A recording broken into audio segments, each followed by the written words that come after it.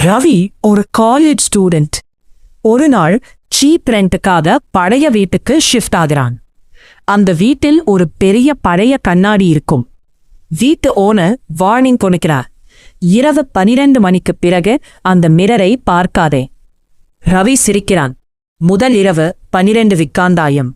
ரவி தண்ணீர் குடிக்க எழுந்து மிரர்ல தன்னை பார்க்கிறான். ஆனா ரிஃப்ளெக்ஷன் மட்டும் சிரிக்கிறது. ரவி பயந்து பின்னால் திரும்புகிறான். யாரும் இல்லை.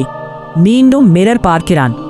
இந்த முறை ரிஃப்ளெக்ஷன் ஸ்லோவா கை அசைக்கிறது.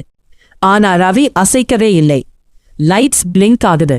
மிரர்ல இருந்தவன் மெதுவா சொல்கிறான், நான் வெளியே வரலாமா? ரவி ஓடி பெட்ரூம் போய் பிளாங்கெட்குள் மறைகிறான். சடன்லி கண்ணாடி உடையம் சத்தம். வீட்டில் ஃபுட் ஸ்டெப்ஸ்.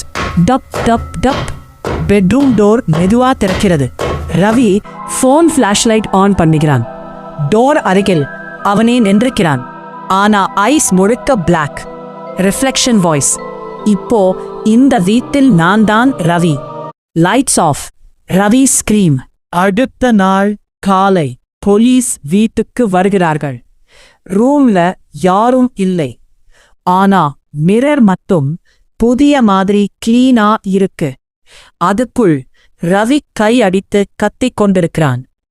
என்னை வெளியே விடுங்க. எண்ட்.